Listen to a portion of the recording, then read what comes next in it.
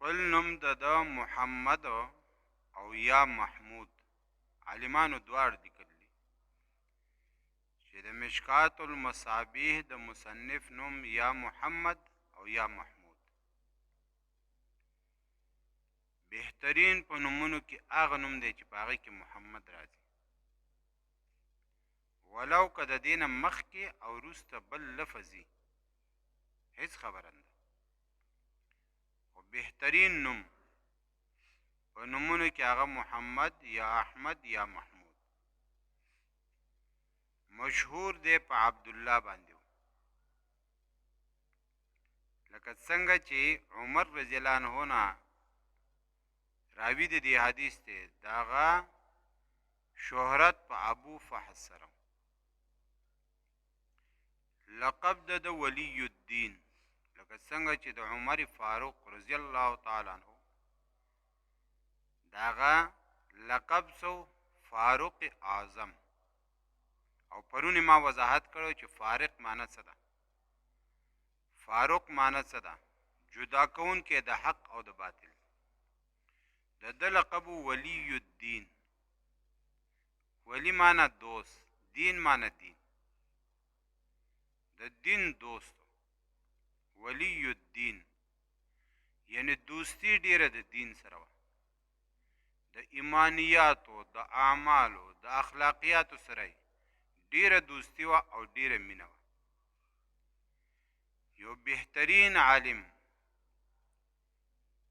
دا انسانو په سوونو شاګردان په علم حدیث کې وله الله ډیره لویه پوهه ورکړو.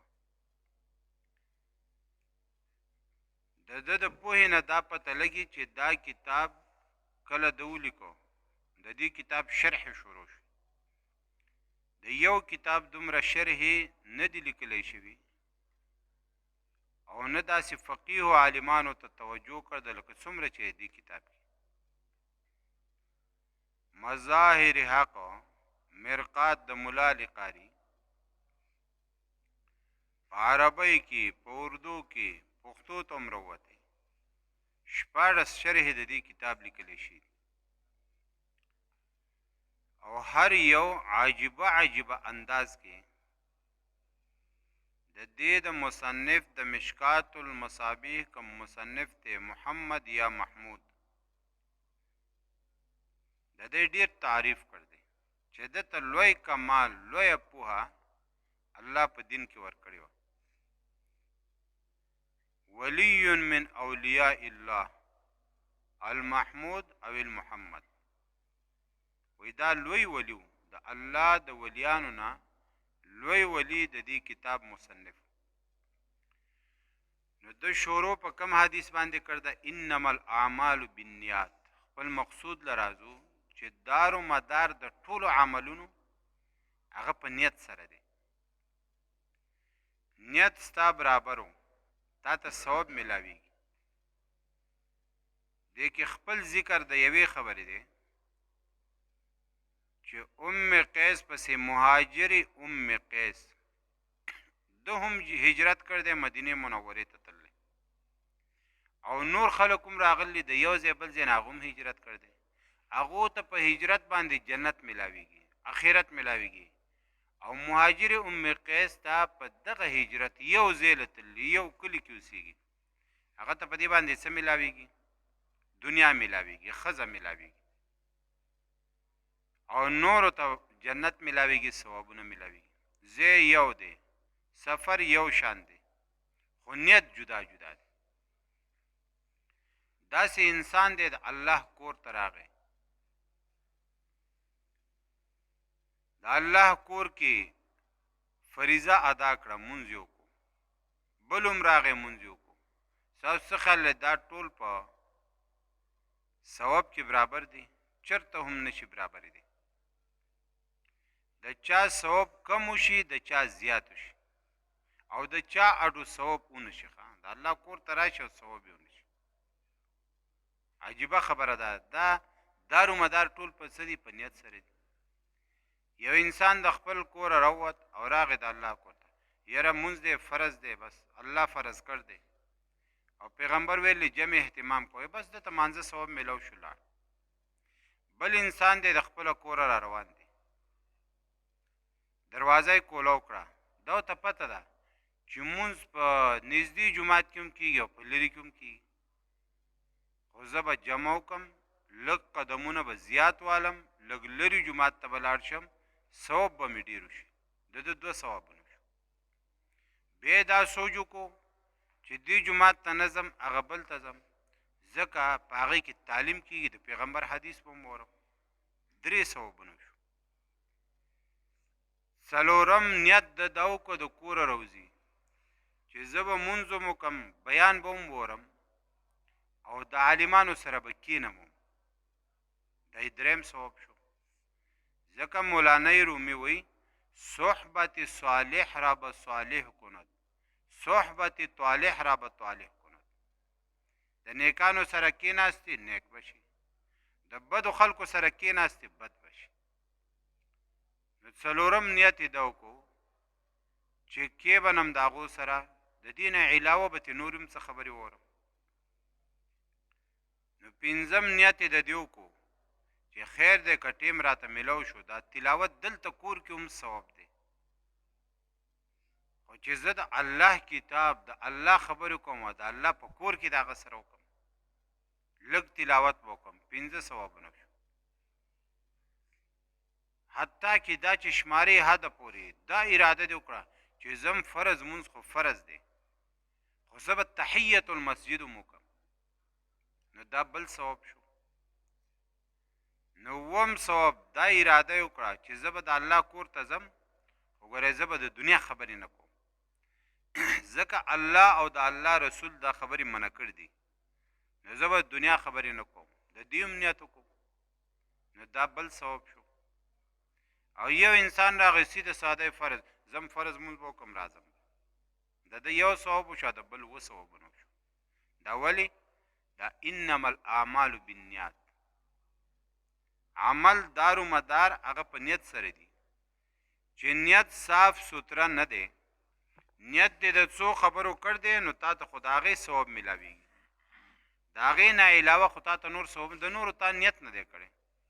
او پیغمبر ویلی چې عمل قابل قبول هله دی چې تا د یو عمل دپاره نیت وکړو، چې نیت نه او انسان اوبه راوالي، خپې وینځي، لاسونه وینځي، مخ وینځي، انګریزانو ته ګورئ نه، صفۍ زما او ستا نه زیاته کوي، د هغو ثواب کېږي.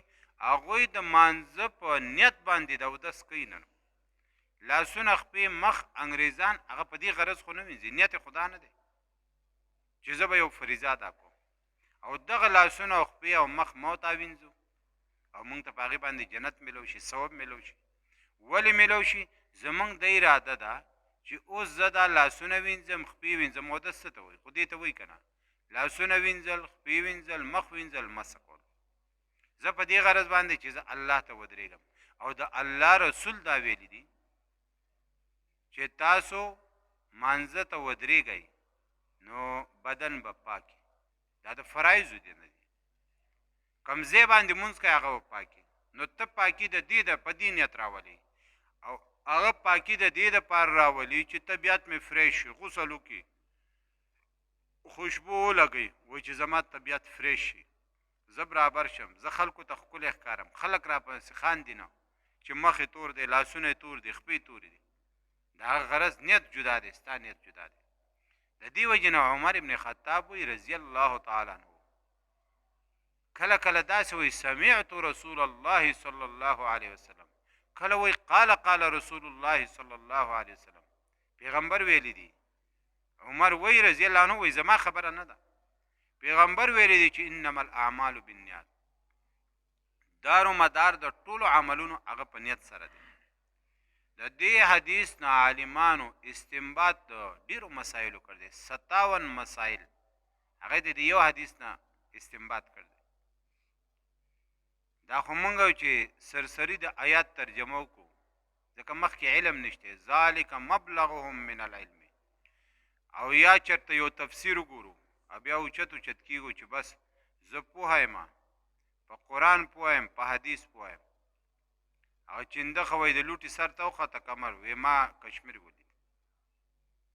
استنباط عالمان هغه چې د یو حدیث نه به 50 او شپېتو مسلو استنباط کوو. د دې حدیث نه څو مسلې راوکړلې؟ 57 مسلې، 50 مسلې په مختلفو طریقو سره. امام ابو حنیفه یو ځل د خپل ملګري سره میلمه شو. هغه ملګري به د امام شافعي دی غالبا. د دې امام ملګري به ډېر صفت کو.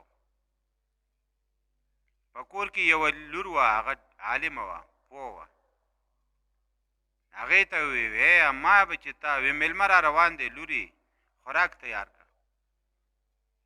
هغې خوراک تیار کړو. بابا کم میلمه دی؟ هغه ته چې موږ ته صفت کوي چې ډېر لوی با عمل عالم دی او ولی دی، هغه راغلی دی. هغوی له ښه ښکلی پخلی وکړو. ماښام ماسوتن د اوده کېدو ټیم شو. امام صاحب ته یې اوبه کېښودې چې سهار دې مونځ کوي که چېرته د شپې پاڅي. سهار مونځونه وشو، هر څه کوربه راووته چې وایي کتل هغه کومه لوټه د اوبو چې هغسې ډکه وه. واپس یې کور ته ویړه. هغه لور ورته وایي بابا وایي ستا هغه نیک ملګری دا دی وایي ته خو تهجد څه کوې؟ ما خو ته اوبه د تهجدو په نیت باندې ایښودې وي. وایي تهجد څه کوې؟ هغه فرض مونځ هم نه دی کړی، هغه اوبه دغسې پرتې دي. هغه ډېر خفه شو، لاړ عرض یې وکړو. وی جی ستا متعلق خو په کور کې ما ته لور پیغور راکړو چې اوبه ما څنګه ده ته لوټه ایښودې وه هغه هغسې ده. هغه وی الله ګواه دی چې زه خو پوهېدلی نه یم. وی ماسوتن او سهار شی دی. وی ما فلانکې آیات هغه مخې ته راوست او د هغې نه مې د اتیو مسلو استنباط وکړو. او په دې کې د سهار اذان وي. نو ما اودس مات کړی نه دی، نو ما اودس کړی څنګه؟ او بیا مې مونځ وکړو.